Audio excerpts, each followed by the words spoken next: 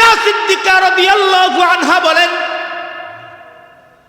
আম্মাজানকে মদিনাতুল মুনাওয়ারাতে 40 জন মুফতির ভিতরে একজন মুফতি হযরত আয়েশা সিদ্দিকা। সুবহানাল্লাহ কোন? মহিলাদের ভিতরে সর্বপ্রথম কোরআনের হাফেজা যিনি, তিনি হযরত আয়েশা সিদ্দিকা রাদিয়াল্লাহু আনহা। তিনি বলেন, আমি একদিন রোজা রাখলাম, সকাল থেকে সন্ধ্যা পর্যন্ত রোজা রাখলাম। উম্মতের মা যারা ছিল তাদের ভিতরে বিশেষ কিছু ইবাদত ছিল, বিশেষ কিছু গুণ ছিল। উম্মতের মায়েরা নফল রোজা বেশি রাখতেন, দান সাদাকাত বেশি করতেন, তিলাওয়াতুল কুরআন বেশি করতেন, জিকির আজগার বেশি করতেন। এমনকি রাতের তৃতীয় অংশে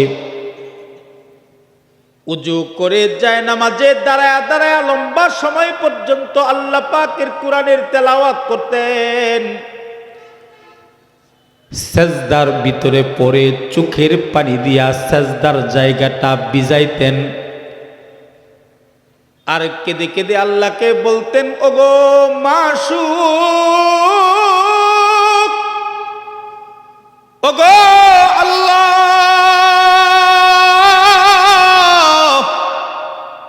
রাত ভালো লাগে না তোমার কদমে সেজদা দেওয়া ছাড়া, দিন ভালো লাগে না তোমার নামের জিকির ছাড়া। উম্মতের মা যারা ছিল তাদের ভিতরে আমলগুলো ছিল। আজ থেকে 20-25 বছর আগেও আমাদের মা চাচিদের ভিতরে এমন কিছু আমল ছিল যে আমলগুলো এখনকার মানুষের মা বোনদের ভিতরে নাই। আমাদের মা চাচিরা বুড়ের পাখির আগে তাদের ঘুম ভাঙতো, তাহাজ্জুদ ফজর আদায় করে দিনের আলো দিয়ে রেহালের উপর কোরআনটা রেখে গুনুর গুনুর আওয়াজে কোরআন তেলাওয়াত করত, তিলাওয়াতের মাধ্যমে তাদের দিন শুরু করত। আর এখনকার জামানার মা বোনেরা ঘুমাইতে বাজে রাত 2টা, ঘুম থেকে উঠতে বাজে সকাল 10টা।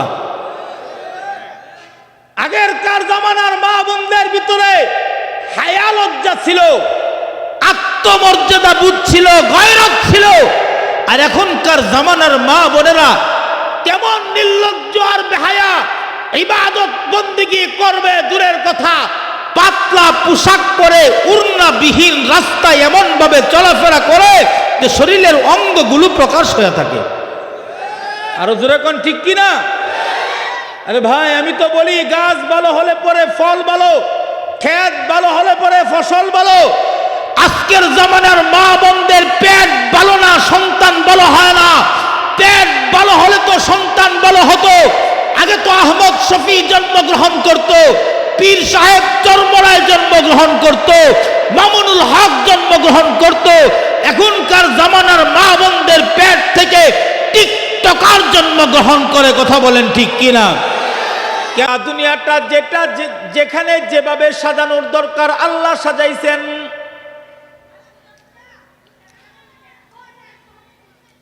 সুন্দর করে বানাইছেন, আদর করে বানাইছেন, মোহাব্বত করে বানাইছেন।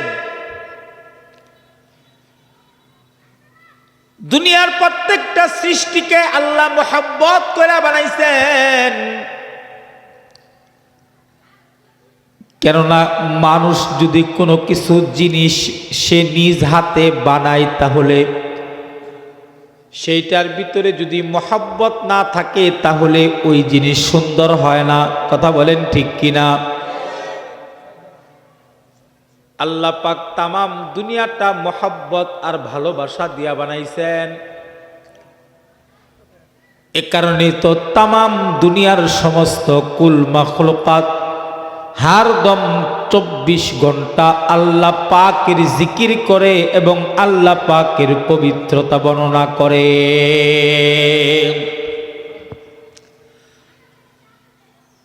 এমন কোন মাখলুক নাই যে মাখলুক আল্লাহর নামের পবিত্রতা বর্ণনা করে না।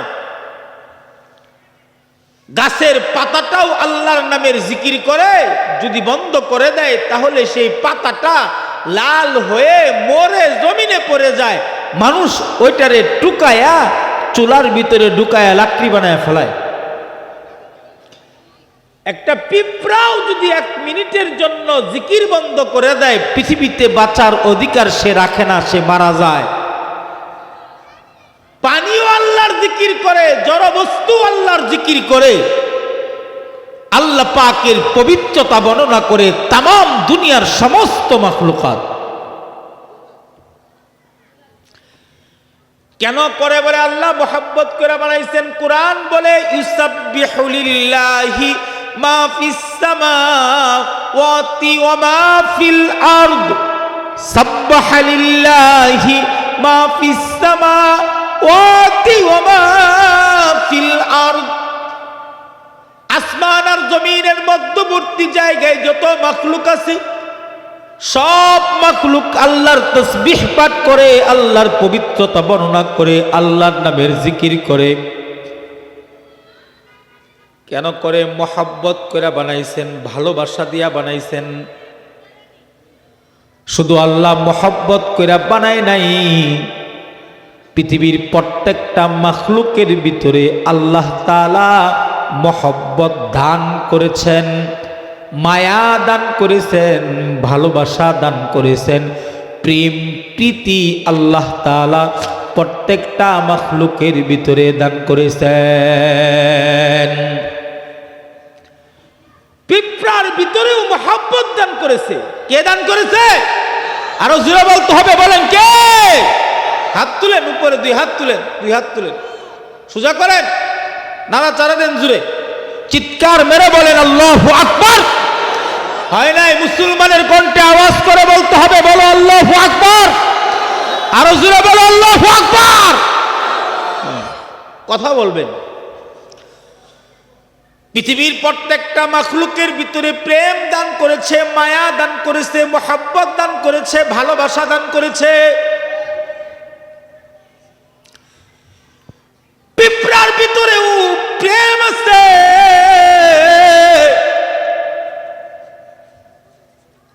জঙ্গলের হিংস্র প্রাণী বাঘের ভিতরেও মায়া আছে, সমুদ্রের কুমিরের ভিতরেও প্রেম আছে, মায়া আছে, পাক পাখালির ভিতরেও আল্লাহ তাআলা মায়া দান করেছেন, প্রেম দান করেছেন, মোহাব্বত দান করেছেন। সাহাবী রাস্তা দিয়া হেঁটে যায়, তাকায়া দেখে গাছের ডালে পাখির বাচ্চা দেখা যায়। গাছের উপর উঠে গাছের ডাল থেকে পাখির বাচ্চাগুলো হাতে নিয়ে রাস্তা চলা শুরু করলো। মা পাখিটা কিচির মিচির আওয়াজে চিৎকার করে করে কাঁদে, আর সাহাবীকে ডাক দিয়া কয়,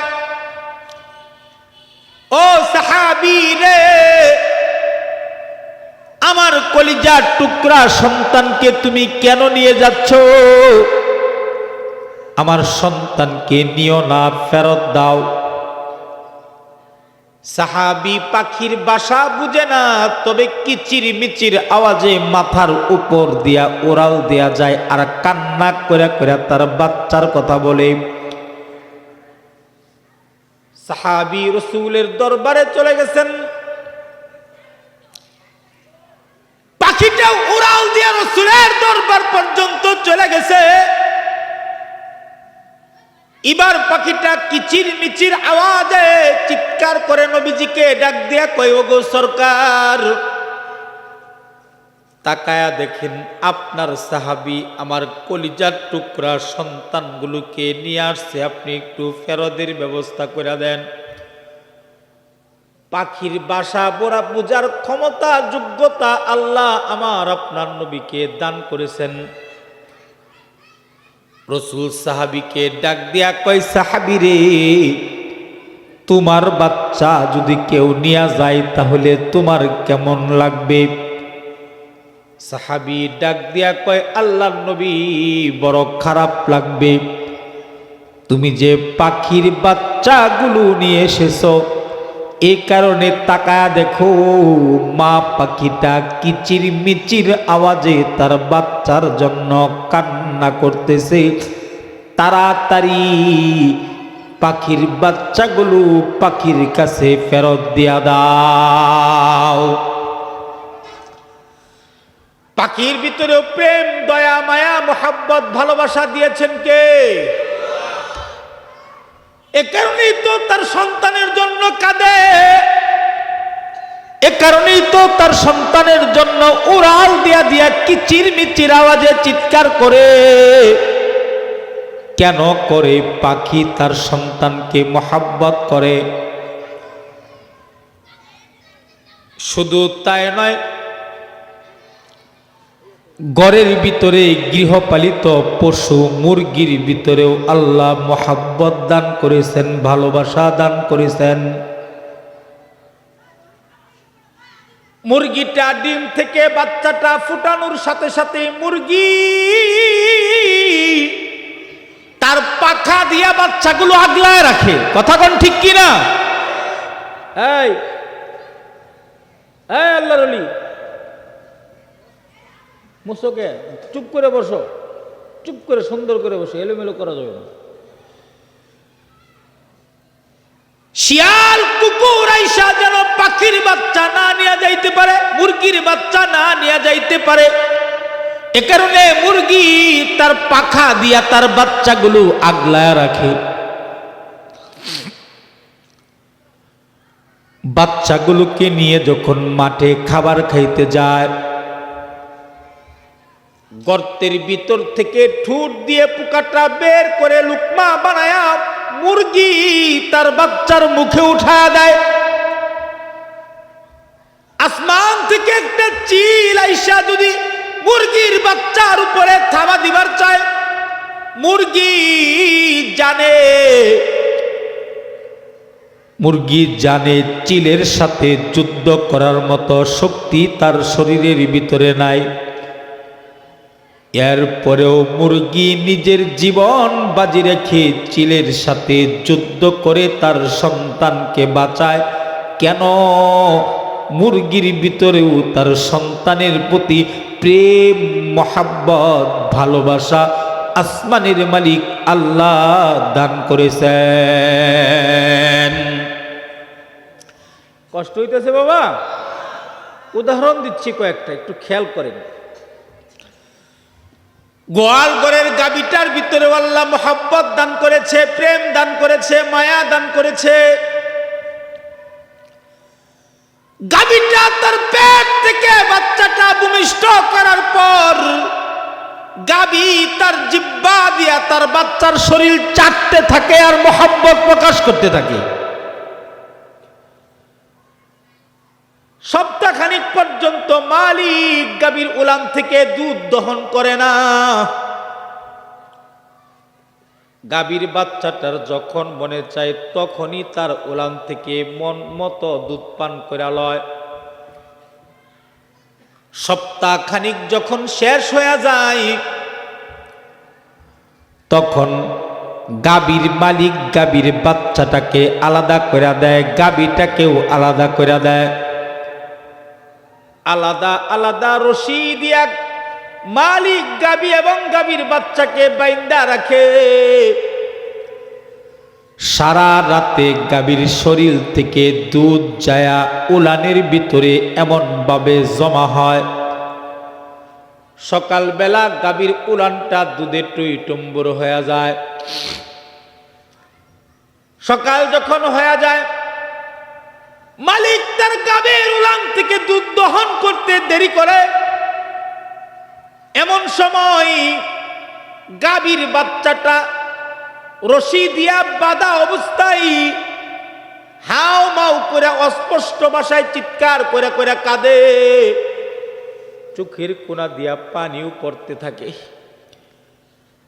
কান্না জড়িত কণ্ঠে তার মাকে ডাক দিয়া কই, মাগো আমি বড় ক্ষুধার্ত গো মা, আমি বড় পিপাসিত, তোমার উলানের ভিতরে দুধ আছে, আমার মুখে একটু দুধ উঠায়া দাও না গো মা। গাভীটাও তার কলিজার টুকরা সন্তানের চেহারার দিকে তাকায় তাকায় অস্পষ্ট ভাষায় কাঁদে আর তাকায় থাকে। তার চোখের কোণা দিয়েও পানি পড়ে। অস্পষ্ট ভাষায় তার সন্তানকে ডাক দিয়া কয়, সন্তান,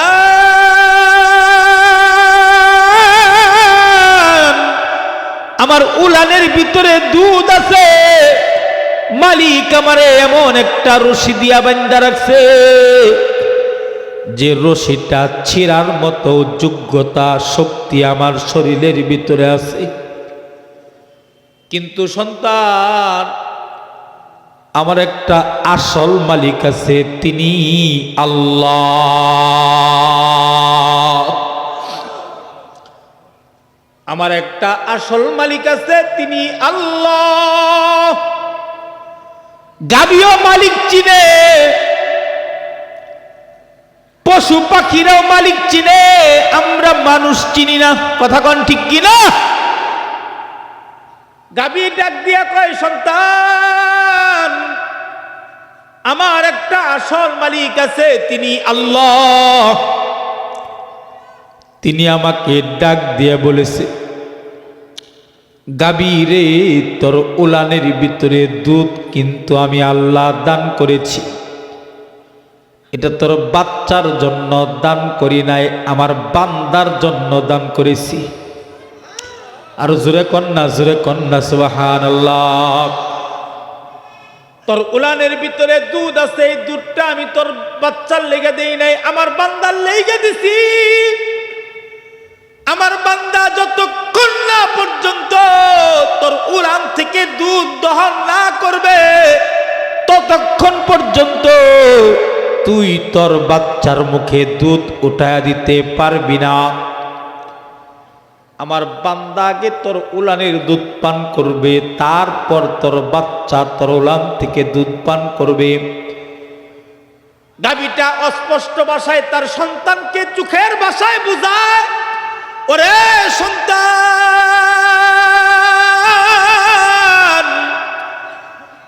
মালিক যখন আমার উলান থেকে দুধ দহন করবে,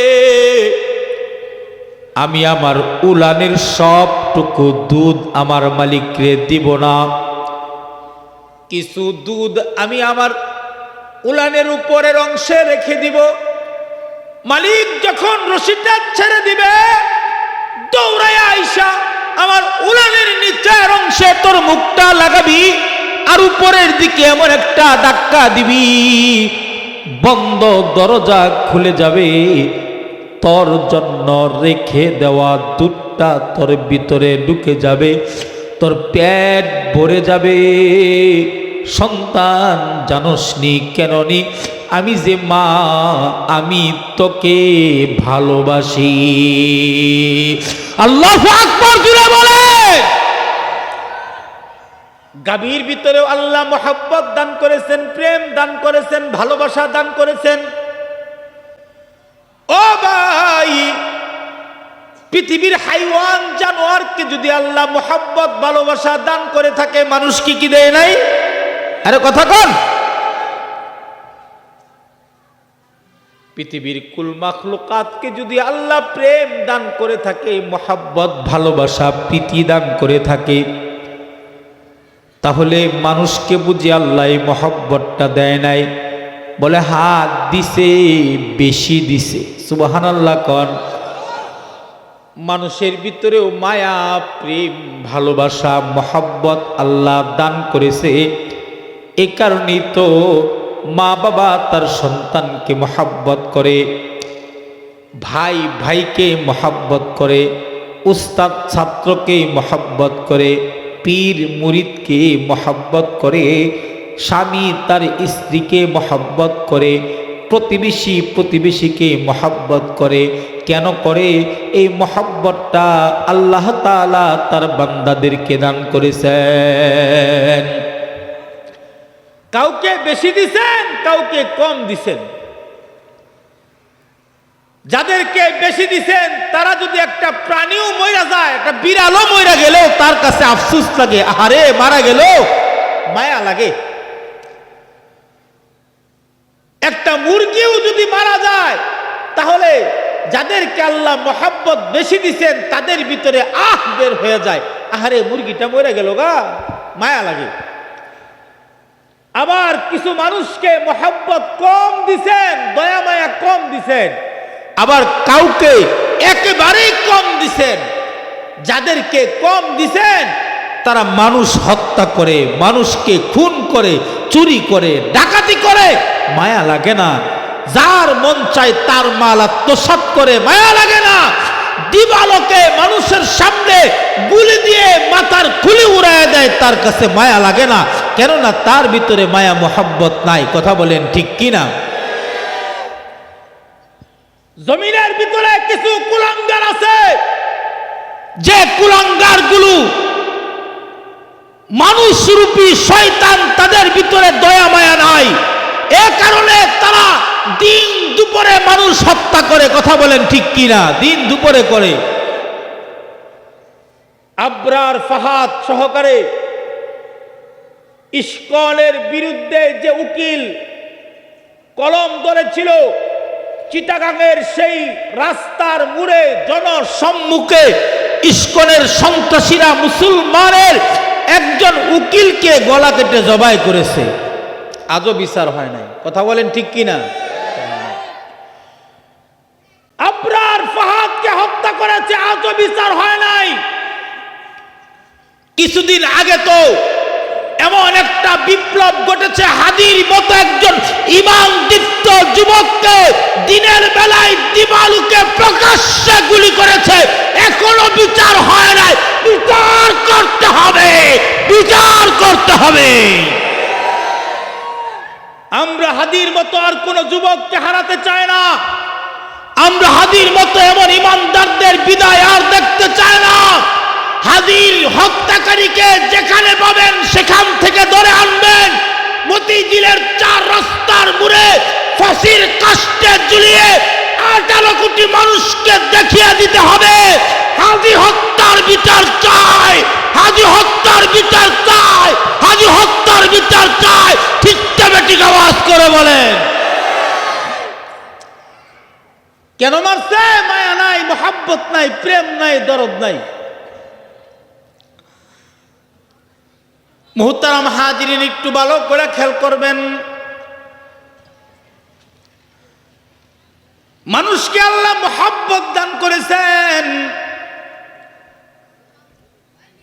উম্মতের মা আম্মা জান আয়েশা সিদ্দিকা রাদিয়াল্লাহু আনহা,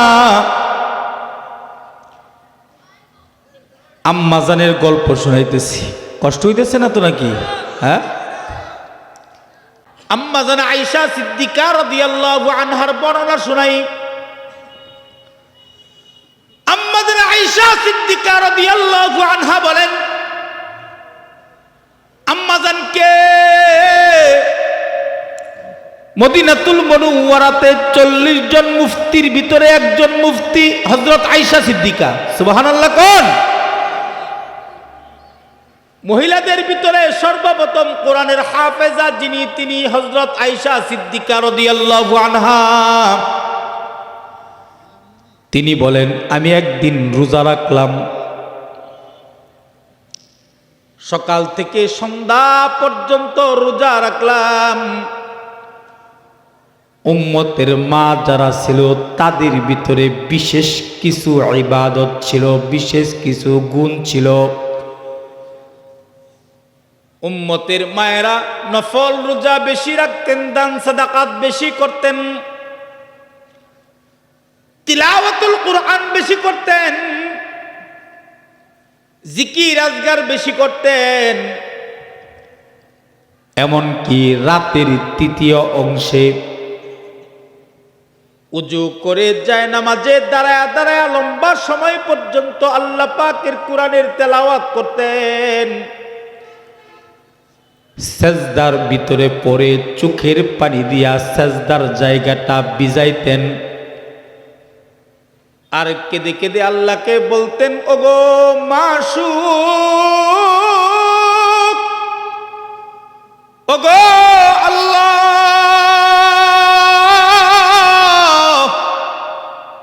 রাত ভালো লাগে না তোমার কদমে সেজদা দেওয়া ছাড়া, দিন ভালো লাগে না তোমার নামের জিকির ছাড়া।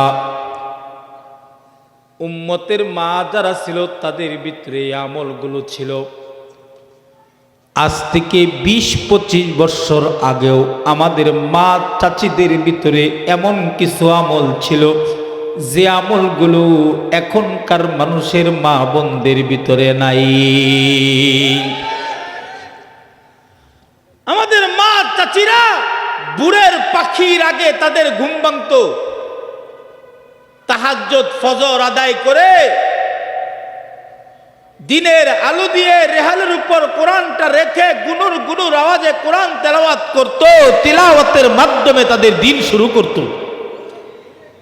আর এখনকার জামানার মা বোনেরা ঘুমাইতে বাজে রাত 2টা, ঘুম থেকে উঠতে বাজে সকাল 10টা। আগেরকার জামানার মা বোনদের ভিতরে হায়া লজ্জা ছিল, আত্মমর্যাদা বোধ ছিল, গয়রত ছিল।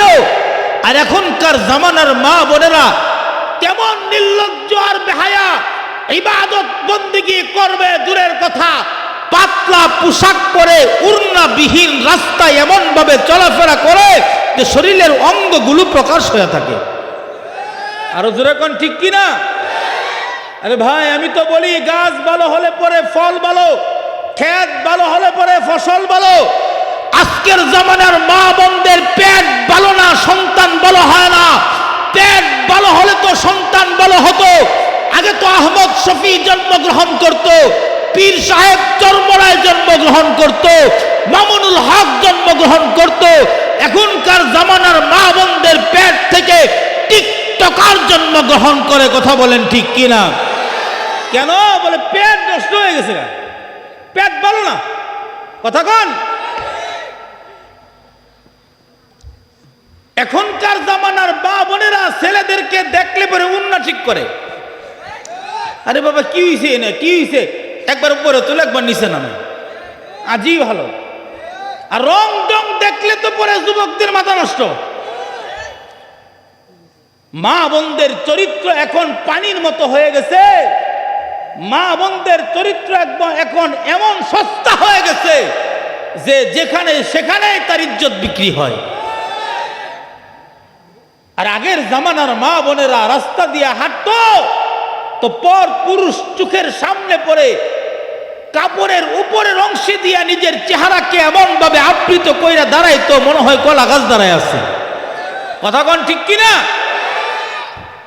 এখনো আমার মা, আমার মায়ের দিকে তাকাইলে পরে আমার কান্না আসে। আমার মা বৃদ্ধ মানুষ, দাঁত নাই একটাও, পান আমার মাকে ছেঁচুনে দেয়, আমার বড় মেয়ে ছেঁচুনি দিয়ে আমার মাকে পান বানায় দেয়।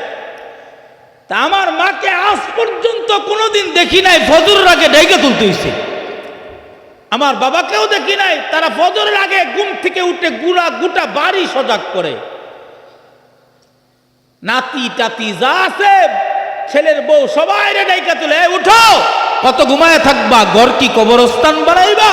কবরস্থানে ইবাদত বন্দিগি নাই, ঘরের ভিতরে ইবাদত বন্দিগি নাই, ঘরটা তো কবরস্থানের চাইতে আর কি আছে?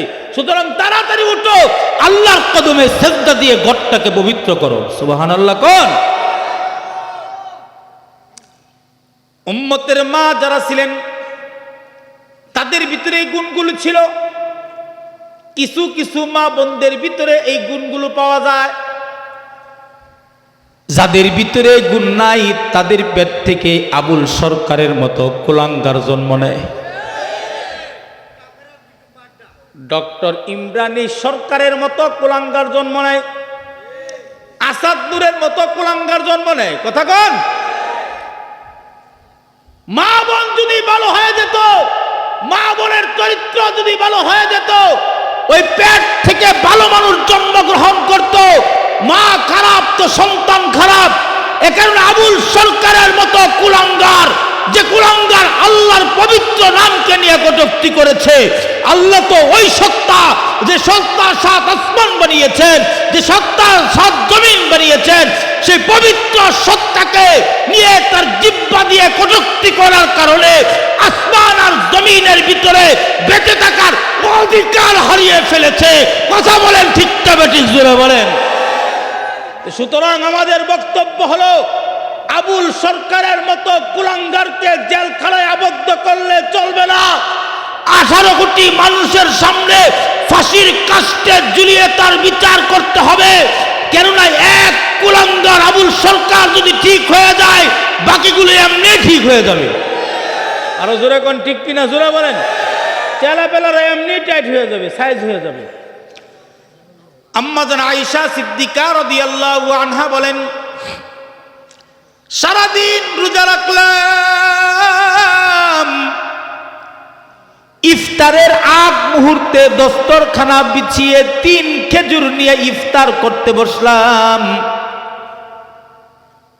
মুসলমানদের ঘরের একটা স্বতন্ত্র আমল, সেটা হলো দস্তরখানার আমল। আমাদের দাদা শায়েখ খারদি হযরত রাহমাতুল্লাহি আলাইহি বলতেন, যে ঘরের ভিতরে, যে দোকানে, যে বাসাবাড়িতে, যে মসজিদে, যে মাদ্রাসায় দস্তরখানার আমল থাকবে দাইমান, আল্লাহ তাআলা তাদেরকে কোনোদিন রিজিকের অভাব দিবে না, বরং সম্মানজনক রিজিকের ব্যবস্থা আল্লাহ করে দিবে। এখন মুসলমানের ঘর থেকে দস্তরখানার আমলও উঠে গেছে। শুধু তাই না, 2-1টা ঘরের ভিতরে দস্তরখানার আমল আছে, কিন্তু দস্তরখানা বানাইছে নাক মুখ মুছে পচা দুর্গন্ধ গামছা আর তেনা খেতা দিয়া। জোরে কোন ঠিক কিনা? দস্তরখানা তো পবিত্র জিনিস, এখানে ময়লা ফেলানো যাবে না, এটা পবিত্র রাখতে হবে।